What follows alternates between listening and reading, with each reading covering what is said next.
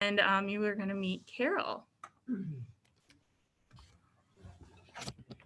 Hi, everybody. I'm Carol Wilder. I'm horticulture technician here, and I've been with Extension off and on since 1997. And that doesn't mean that I know everything. It just means that I've got really good contacts for people who know a whole lot of stuff. So by all means, if you have questions or comments, please let me know. We're going to be talking about not only garlic, but things that you can actually prepare and plant over winter as either biennials or perennials. And that includes a lot of plants, and a lot of people don't realize that. Tomatoes, of course, tender plants, one season, you don't like the tomato and that's it. You've got the next season where you can go in, you can rotate and all that.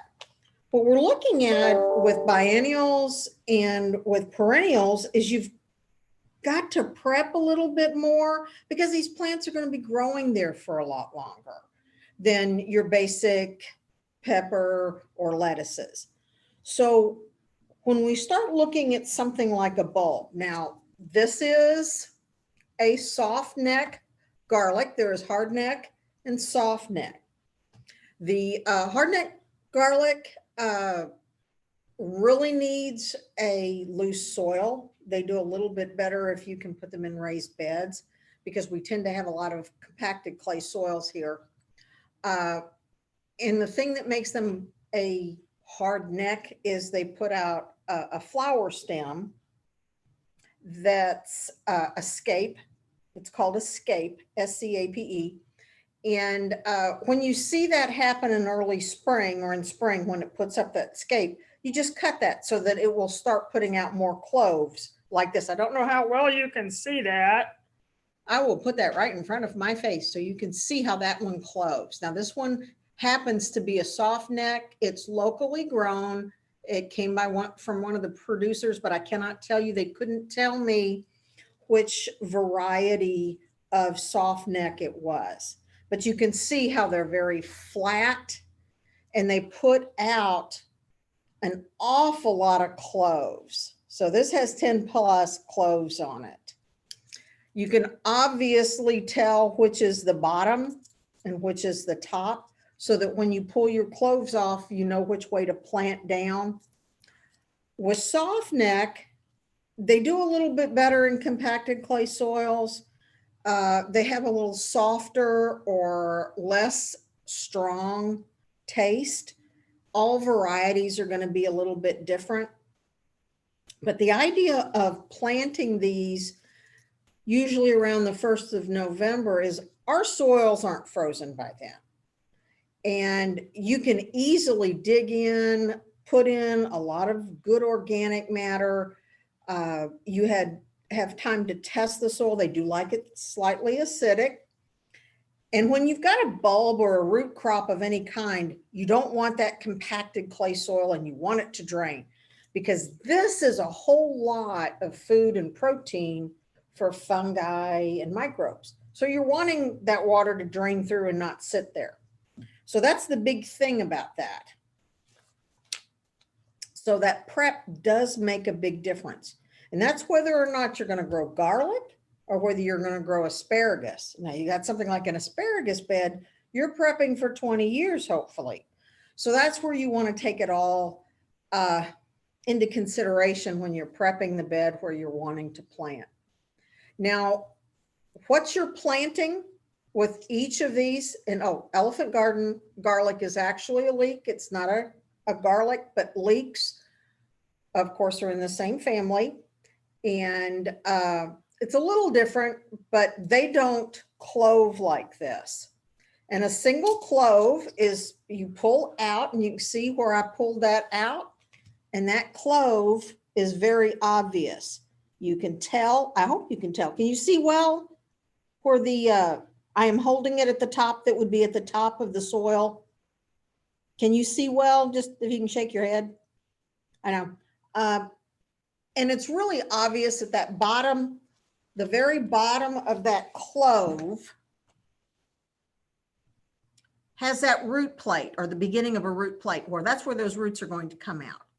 So that, woo, if you drop it on your computer, it makes a weird noise. But that's why you would be planting it this way. And if you could cut this in half, long ways, you'd actually see everything inside just like you would an onion, where you've got the buds and everything ready to go. Now, you're going to be planting this about 2 to 4 inches apart. And you're going to, if you can give it more space, that's even better. But 2 to 4 inches apart. You're going to be planting about 2 inches down. So if you can think, okay, 4 and 2, 4 and 2, 4 inches apart, 2 inches down. You do have to have soil over these, or some bulbs need to be a little closer to the top. And then actually right after they're planted, you do well if you can mulch it. And you were talking about 2.5 inches or so of a good organic mulch that you know is going to protect the soil. It's going to protect this new baby plant that you're wanting to develop. As long as our soil temperatures are above 45 or so, these will continue to put out roots. That's why we can plant them now, and we get that good start ahead of time on what we're going to get next year. Now, next summer, once the tips of the strap-like leaves start to yellow and start to bend over, you know then that you can use a garden fork or something along those lines to dig up and to harvest. And then you want to let them dry for a couple of weeks in an area, obviously, where it's going to be cool, but they're not going to get wet or moist. And then they'll last for a very long time. And if you keep them with some of the leaves, you can braid them or hang them that way. You can also put them in bags, anything that is going to allow airflow as far as keeping them going. Now, if you've had a soil test, the soil test is going to tell you whether your pH is right and how to change it. And it's also going to give you your basic nutrients, what's there, high, low, and so forth. And it's also going to give you recommendations based on what you're planting. And that becomes very important because sometimes, especially in Jefferson County, we have very high phosphorus in some areas. And that's just an element you don't need to put more and more into if you're already in the very high zone.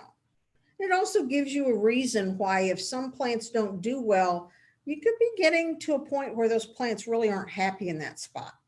That's another good thing about raised beds. It's easier to control, but you don't have to grow these in raised beds. But you do have to grow them where there is very good irrigation and then drainage.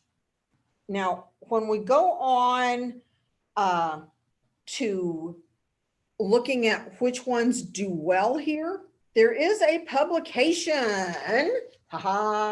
We have lots of those.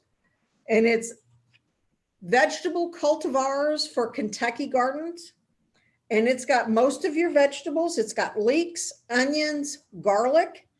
It's got specifically the varieties that are soft neck, hard neck, elephant garden, garlic, leeks, things like that. All of that's in here. And they're the ones that have been tested at the University of Kentucky. That doesn't mean those are the only choices out there. But if you want to hedge your bets, those are ones I would try. Simply because we know in the center of Kentucky, at a research farm, they have been known to produce year after year. And that's why you see that sometimes these publications are from 8 to 10 years. And that's because we want to grow them long enough to be able to recommend them. So we're hoping that another one of these comes out in the next year or so. But right now, that's one of the best resources we have for deciding which ones you want to grow. As far as where you get your garlic to start. If you cannot find it in a seed catalog, you can't find it locally, Caudell Seed, at St. Matthew's Feed and Seed, some of the nurseries, local nurseries. I know Wallish's many times can order things if they don't have them. You want to get something that is zoned for zone 6. That's what we are. If you just go and pick something up at Kroger, many times that is garlic that's been stored for a very long period of time. It may or may not produce really well for you, and it may not be zoned for us. It could have come from California. It could have come from Florida. We want to make sure that if we're going to go to the trouble, that we're going to actually have a good crop. So you want to get something that's definitely zoned for zone 6 and that will grow in our soils, which is another reason why I go back to the cultivar publication, because that's already been tried. But there could be some out there that have a flavor or have maybe a taste that you prefer, maybe something that you've read about for a specific Oriental or Indian cooking or something like that, where you want to try something different. And by all means do that.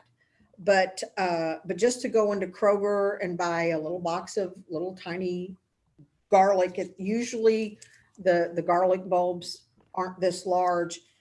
And many times they're coming again from states that don't have our zone, our climate zone.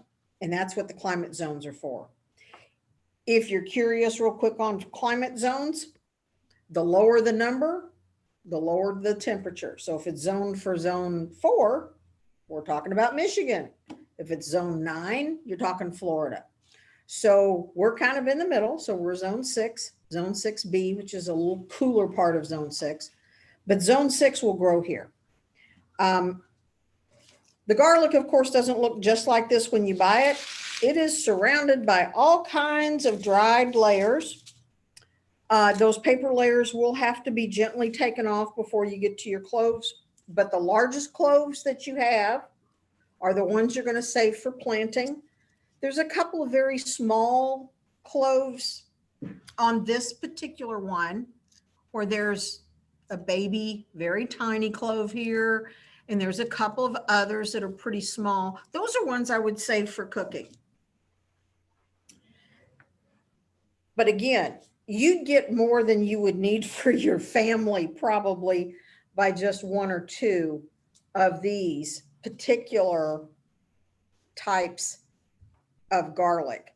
And then when you go to leeks and onions that you've started by seed, again, covering them up with mulch when you've started them in the spring by seed, you're going to actually be able to harvest those either through the winter or in the spring when they start growing again. And you obviously know where you planted them, and allow them to sit. Many times, my husband and I have left turnips and onions in the soil, and then use them off and on through about December or so forth, because our ground hasn't frozen then. And that depends on the year. But we haven't had a winter like we had in 78 for a long time. Now in 78, we couldn't have done that. But at this point, we kind of can play with that. And of course, if we know that we've got inclement weather, we can go ahead and pull those out of the ground. One thing you do want to do is you want to hold off on watering and a lot of irrigation. You can't do anything about what God and Mother Nature throw at you. But before you harvest, you do want to go through a little bit of a dry period there if you can, through summer, when they're getting to the point where they're mature enough to pull or to dig out of the soil. Is there any other questions you have specifically about garlic and getting it started for next year? Carol, you said something about the hardneck needing loose soil, and you used a phrase that sounded to me like rice, something. I wasn't sure what you said, but how can you make the soil looser when it's going to be in a garden which has what it has? Lots of organic matter, and you can raise the bed without having a raised bed. You know, you can just put enough organic matter in, till it in, work it in, so that you just get a good organic base. This has to have room to expand.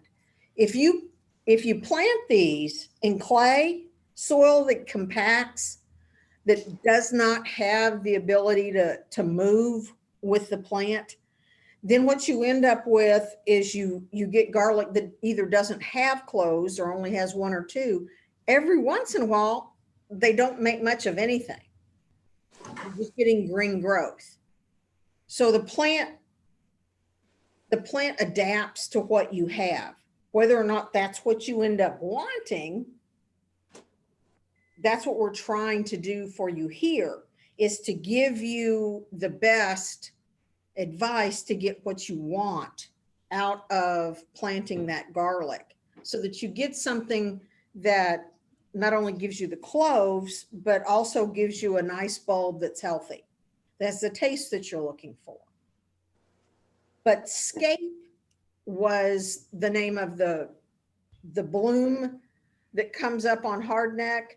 And once you see that start to come up, you can cut that and the plant will put more energy into the cloves. You can also actually cut that up and put it in stews, gravies, salads, and it's a mild garlic flavor. So it's edible. So that's not a problem. No, you can make pesto out of it and do things like that. Exactly. But I was really referring to the initial planting conditions. Thank you very much. And it doesn't have to be a raised bed, but again, if you've incorporated, usually your garden ends up being a little bit more raised. Yes, ma'am.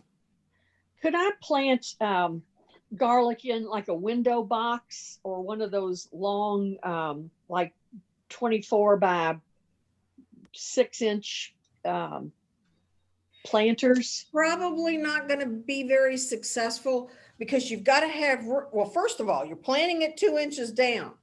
Right. And if it's only 6 inches deep, then you've only got 4 inches for roots. And that usually means it's going to freeze. Okay. Now, if you've got, say, a 24 by 24 or a 20 by 20, something like that, you could put a couple of cloves in there. Definitely. But you have to have that depth. How much depth do they need? You're going to need at least 12 inches. Okay. So again, if you had a large planting box, and there are some that are set up where it's really, the initial cost, if you actually use them, the initial costs are usually $100 or less. And that sounds like a lot, but you can grow a lot in a 24 or 30 inch square. And then it has areas underneath, usually, where it's a system where it's easy to water. You get good wicking up. You're not watering overhand, which means you're not getting the foliage wet. It's a really nice, they're really nice systems. There's a whole lot of them out there. You can find them online. Home Depot has them. Lowe's has them. I don't think you're going to find anything like that at Walmart, but most of your bigger garden centers will definitely have them. And what about growing them in landscape bags? Again, the depth, the width, if you have that. And the problem with some of those planting within bags and so forth, that works really well with smaller crops, with smaller root systems. But again, remember, you're already putting this 2 inches down. Okay. Is that bag big enough that if we have an extended 2-week freeze where temperatures are below freezing, is that 4 or 5 or 6 inches going to freeze if it's more? Okay. All right. Thank you. that's what you kind of have to keep in mind. It's not that you can't grow them in pots. You can, but you've got to make sure that they're not going to freeze. Okay, thank you. That means you've got to have them big enough for that. And again, you can always try it. A buck, you can try it. If it doesn't work, then you know, okay, this didn't work. But we know ahead of time that they're going to need some depth and they're going to need a little bit of width. Do they need to be put in a place that gets sun, or does it matter? They will definitely need sun. Okay. Now, it doesn't have to be full sun all day, but they're going to need at least 8 to 10 hours of sun. All right. Thanks. Just like you would a tomato or anything else it's going to produce, because those leaves, of course, are photosynthesizing, and that's what's building all of this. And you want this to be built really well because that's what you're looking at. Right. Could I plant them in the same bed with tomato plants? Sure, but you want to get about 12 to 16 inches away to have enough root space. And if you were going to do rows of these, you'd still want to do that. Okay. Because you're right. also going to be moving through there. You may need to get through there to put more mulch down. You may need to get through there to put fertilizer down. So and obviously tomatoes you're going to be picking at some points during the summer, maybe daily or every other day. So that's where you want to make sure that you do have enough room to move and that those roots again have enough room to grow. Now, the diseases and insects that are attracted by something in the tomato family is not going to matter with something in the allium onion family, these bulbs. You're looking at, of course, rotating when you can, because the more you can rotate these plants year after year, don't plant them in the same spot, then those diseases aren't following or aren't staying where you're planting again. It usually takes a couple of seasons for any disease organisms and so forth to die out there.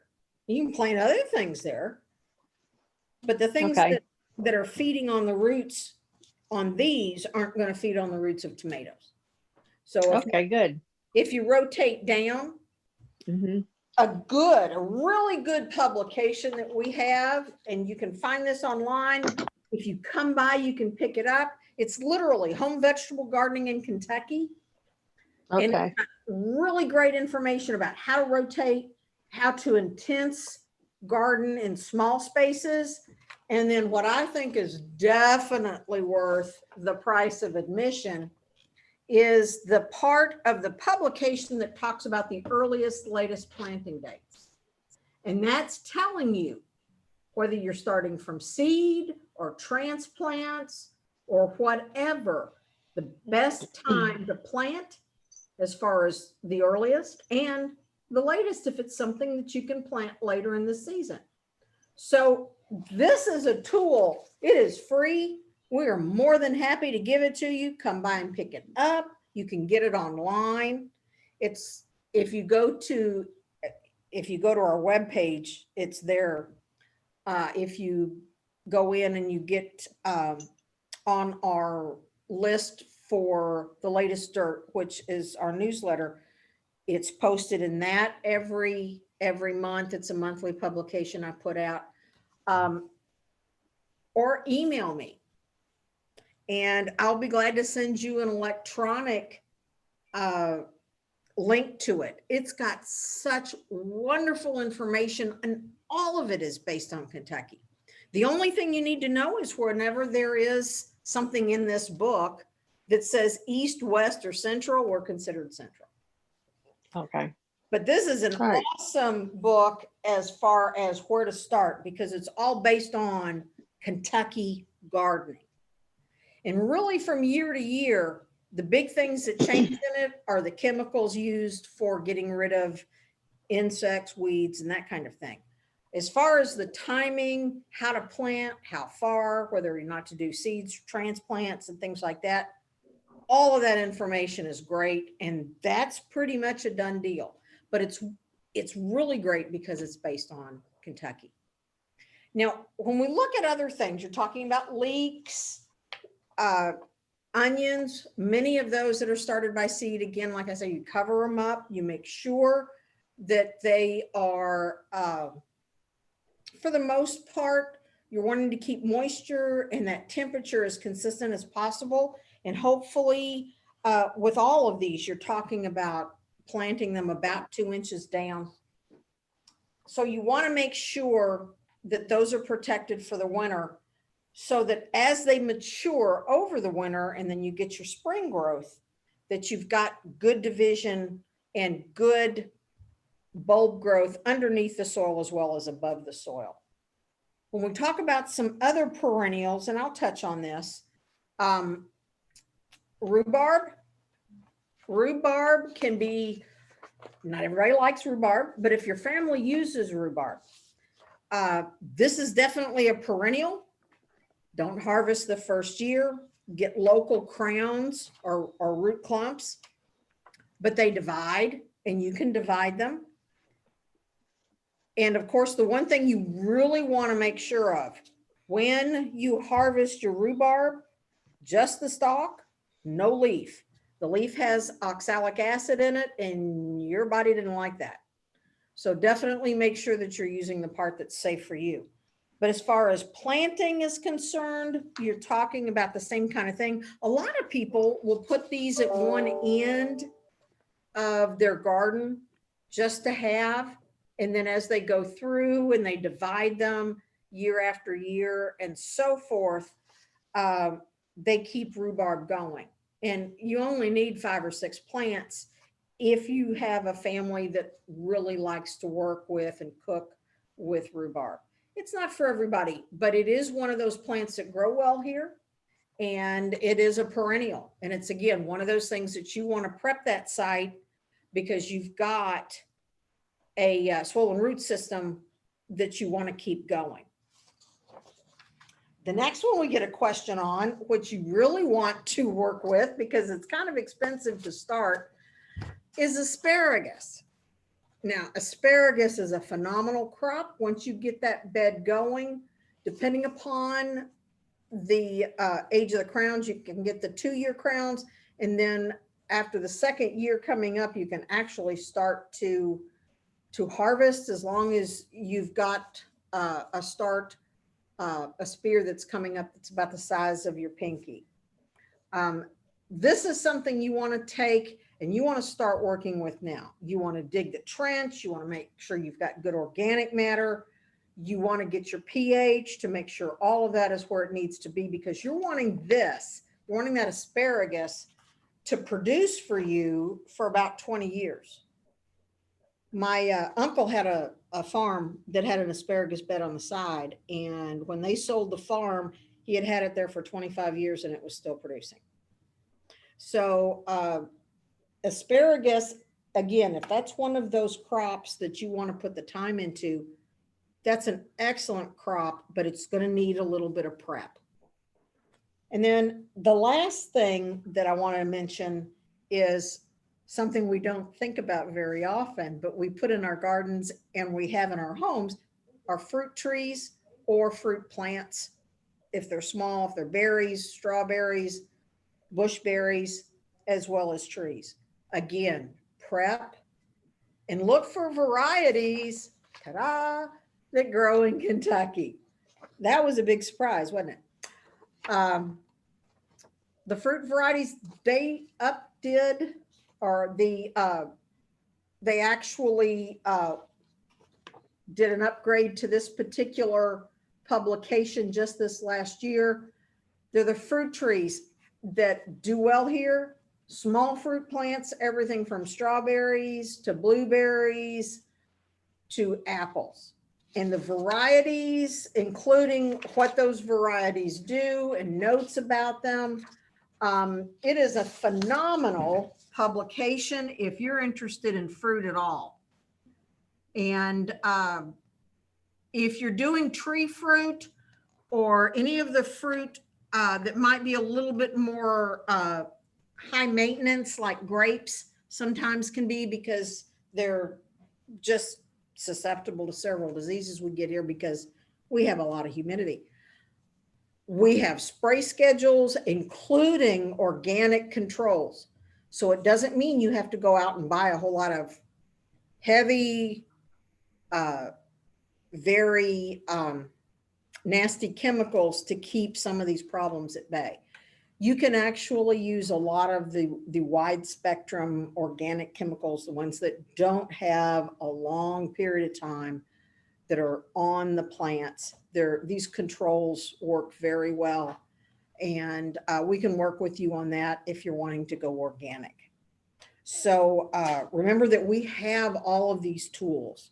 We want to help you be successful. First thing is we want you safe. But the second thing is we want you successful gardening. And that's where we have all of these publications. And if UK doesn't have a publication on it, I will find you something that's research-based for Zone 6. And around us, there's some great universities. Yeah. Purdue, OSU, University of Tennessee. We have a whole lot of really good research I think that'd based be 6A information. or 5B. Pardon me? The numbers go lower as you get up. Yeah. I know that Luke from MI Gardner, the guy that I buy my suits from, he's 6B, same as us. Over 6B, not 6. Yeah, it's 6A and B. As far as our climate zone? Susan, did you mean our climate zone? I am so sorry. I was talking to my husband. He was asking the question That's all about right. the zones. So I wasn't responding to your question. Oh, that's fine. I just wanted to make sure I didn't miss something. That's fine. No, sorry about that. That's okay. If you have further questions, we can talk now. If you want to reach me personally, it's Carol, CAROL dot Wilder, WILDER at uky.edu. It's fairly simple. And I'll be glad to send you anything electronic.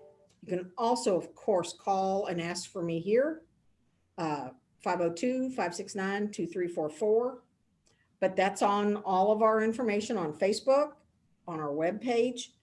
If you do go to our webpage, sign up for the latest dirt. I just put one out on things here at the end of October. There'll be another one in November. I put one out monthly, unless we're going through a period where there's just not a whole lot happening for maybe a month or a month and a half. So there might be just one for 2 months. We did that with August and September. But for the most part, we put those out, and it's timely issues that you're going to find in your garden, your landscape, your lawn. And we do everything from insect ID to soil testing. So soil testing is the only thing that there's a cost for. But if you go on our webpage, you can see how you can get that done for free by going through Soil and Water Conservation, who have a great grant that they are reimbursing us. So you can get up to 2 per property for free. And all of that information is on our webpage that has, you go into our webpage, go to horticulture, and right on the left, soil test. And it's everything you ever wanted to know about doing soil samples and getting vouchers and everything. But if you were paying for it yourself, it's just $8. You can't buy a test for that. And we're going to make recommendations. We're going to have a computer read it. So we're taking out the human factor. It's the best horticulture buy in the county, because for $8, we're going to do a recommendation, read it, and get back with you within 2 weeks or less. And if you have any questions, we get a copy too. So I'll walk you through it.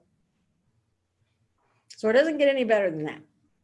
But we are here for anything that you need like that. Now, I have talked straight for half an hour and I've probably gotten you a little bit on the board side now. I'm starting to repeat myself. So did you have any other questions? Okay. Well, we thank you very much. Again, let us help you garden. Let us help you landscape.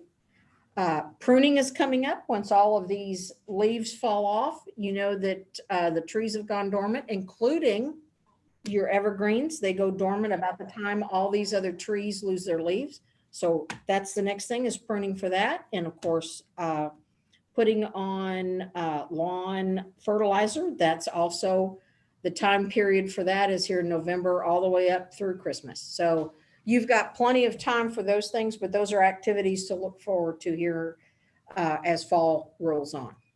Thank you again for joining us today. I'm Carol Wilder, and I'll be happy to talk with you and see you in person if we both wear masks. If you have, when you're dropping off, if you have questions or anything like that, we can do that one-on-one for a short period of time. So we're trying to keep you safe and us safe so we can be here for you. So you all have a great day, and thanks again for being a part of our Zoom.